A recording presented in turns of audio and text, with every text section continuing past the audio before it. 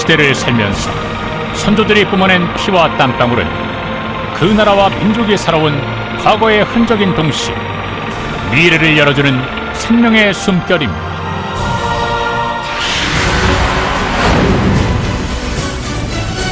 우리나라가 일본 제국의 식민지화되는 일제강점기 시대에 조국의 해방을 위해 우리 민족이 펼친 끝없는 저항과 거족적 투쟁의 에너지를 분출시킨 처절한 투쟁의 역사가 바로 대한민국 독립운동사입니다.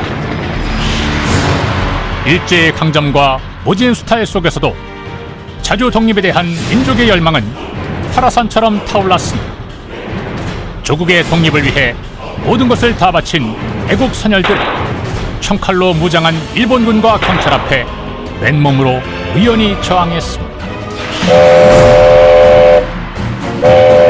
그 대표적인 것 중에 하나가 1909년 10월 26일 만주 하얼빈에서 조국의 식민지화를 주도한 원흉 이토 히로부미를 암살하고 장렬하게 순국한 안중근 의사의 죽음입니다.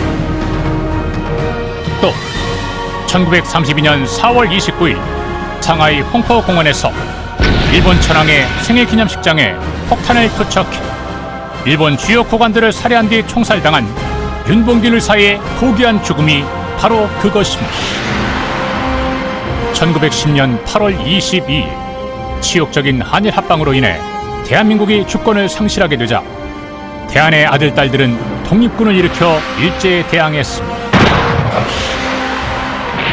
국내에서의 무장 독립운동이 사실상 어렵다고 판단한 독립군들은 만주나 연해주 등지를 근거로 독립운동을 벌여나갔습니다. 1919년 3월 1일 우리 민족의 거족적인 독립운동 3.1운동이 일어나자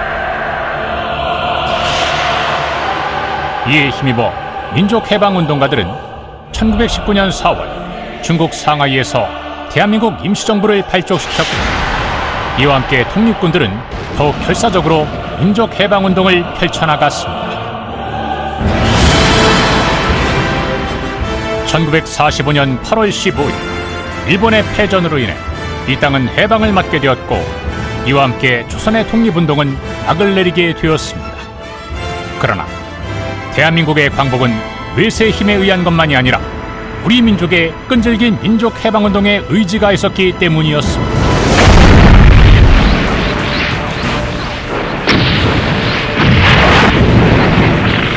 1950년 6월 25일 새벽 4시 북한인민군은 7개 보병사단과 1개 기갑여단 및 특수전투부대를 포함해 총 10만 명의 병력을 동원하여 38선을 넘어 기습남침을 감행했습니다.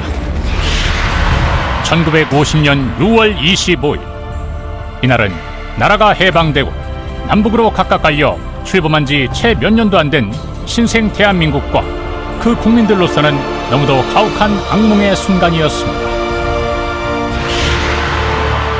마침 이날은 일요일이었으므로 우리 군인들은 휴가를 많이 나가 있었으며 또 단 한 대의 전차도 없는 무방비 상태에서 기습 공격을 당한 국군은 242대의 전차를 앞세우고 공격해오는 인민군을 맞아 후퇴를 거듭하면서 힘겨운 전투를 벌여야 했습니다. 1950년 전쟁 발발 당시 북한 인민군은 13만 5천여 명의 지상군을 확보하고 있었으며 우리 국군은 그 절반도 안 되는 6만 5천여 명 수준이었습니다. 또 인민군은 소련제 T-34형, T-85형 탱크 242대를 비롯 야크 전투기와 IL 폭격기 200여 대 그리고 각종 야포와迫격포로 무장하고 있었던 반면 북군은 탱크와 기갑 차량은 전무했으며 보병용 2.36인치 다축카포와 57mm 대전차포가 있었지만 북한 인민군의 T-34 전차를 격파할 수 없는 미약한 무기였습니다. 그러나 우리 국군은 인민군의 막강한 화력 앞에 결사항쟁 몸을 던져 싸웠으며 거의 모든 전선에서 인민군과 이렇게 힘든 전투를 계속하며 조국 수호의 의지를 불태웠습니다. 북한 인민군의 계속되는 공세에 밀려 후퇴만을 계속하던 국군과 유엔군은 낙동강 전선을 최후의 교두보로 정하고 총반격을 실시했습니다.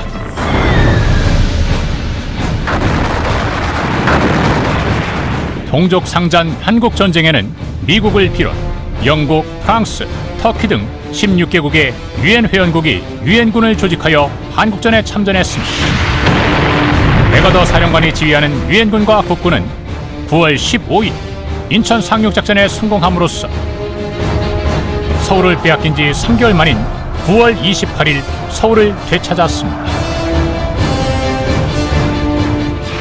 그리고 국군은 후퇴하는 인민군을 쫓아 38선을 돌파하며 10월에는 평양을 거쳐 압록강까지 이르렀고 그해 11월에는 두만강 일대까지 진격을 하면서 조국 통일을 눈앞에 두었으나 50여만 명에 이르는 중공군이 전쟁에 참전함으로써 국군은 다시 후퇴하기 시작하며 1월 4일 일사후퇴라는 뼈아픈 전사를 남기며 서울을 다시 내줄 수밖에 없었습니다.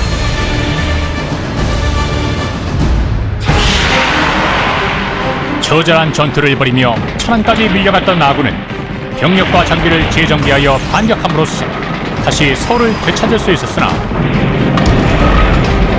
결국 친내 휴전선을 승리에 두고 38선 부근에서 일진일퇴를 거듭하는 오랜 전투 끝에 1953년 7월 27일 휴전협정으로 전쟁이 중단됐습니다. 이로써 3년 1개월간의 참담했던 6.25 전쟁은 종전이 아닌 미완의 휴전으로 매듭을 지으면서 쌍방간에 막대한 손실을 남긴 채 민족 분단이라는 비극을 다시 맞게 되었습니다. 3년 1개월에 걸친 동족 상전의 처절한 6.25 전쟁. 남북의 전국토를 폐허화시켰고 85만 명에 이르는 군인과 민간인이 사상하거나 실종됐고 쌍방간 500만 명의 인명피해를 초래했으며 8만 명 이상의 남한 주민이 북으로 납치됐고 10만 명에 이르는 전쟁 고아와 1000만이 넘는 이산가족을 만들어 놓은 민족의 대재앙이었습니다. 그러나 6.25 전쟁에서 우리 국군은 군사력으로 절대 불리한 상황에서 북한 인민군에 함락돼 나라가 공산화되는 위기에 처할 뻔했으나 오로지 조국 수호의 일념으로 매 전투마다 결사항쟁 소중한 목숨을 바쳐가면서까지 적을 물리침으로써 오늘의 자유 대한민국을 지킬 수 있었습니다.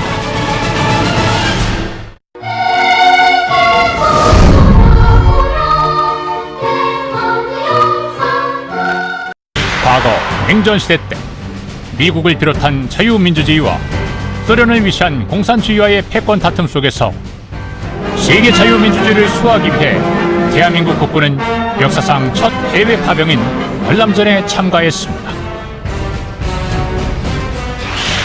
국군이 월남전에 참전하게 된 목적은 한국 전쟁 당시 미국을 비롯한 동맹국들의 참전에 보답하면서 자유민주주의를 수호하기 위한 민주국가 간의 공동전선을 이룩하는 것이었습니다. 한국군의 월남 파병 1964년 9월 이동외과병원 병력 130명과 태권도 교관 10명의 파견으로 시작됐습니다. 이후 1965년 2월 비둘기 부대로 명명된 2000여 명의 후방 군사원조 지원단이 파병됐으며 전투부대 파병은 1965년 10월 육군 맹호부대와 해병 청룡부대를 시작으로 본격화됐으며 그 뒤를 이어 1966년 9월 백마부대가 파견됐습니다. 그리고 군수지원부대인 십자성부대와 군수물자 수송을 담당한 해군수송 전대인 백구부대와 공군지원단인 음마부대도 함께 파병됐습니다. 한국군의 주요 전투 임무는 정글에서 활동하는 베트공 게릴라를 소탕하는 것이었습니다. 적인지 민간인인지 시켜키 힘들도록 위장된 베트공을 상대로 싸워야 하는 한국군으로서는 혼돈과 공포마저 느끼게 하는 힘든 전쟁이었습니다. 그러나 한국군은 이들 베트공을 맞아 한국군 특유의 용맹으로 적군을 잘 무찌르면서 세계사의 길이 남을 전과를 많이 남겼습니다. 밀림의 왕자로 불리는 맹호부대는 월남전 사상 가장 치열했던 안케패스 전투를 비롯 두코 작전, 맹호 작전, 돌풍 작전 등 수많은 전투에서 혁혁한 전과를 올렸으며 특히 득호 전투의 승리는 월남전의 기적이라 할 만큼 한국군의 용맹성을 세계 만방에 알리는 승리의 전투였습니다. 또 귀신 잡는 해병 청룡부대는 번개 1, 2, 3호 작전을 비롯해 짜빈동 전투, 괴룡작전, 승룡작전 등 많은 전투를 벌였으며 특히 짜빈동 전투는 한국 해병의 용맹스러운 위엄을 세계 부각시키는 데 큰 몫을 한 신화적인 전투였습니다.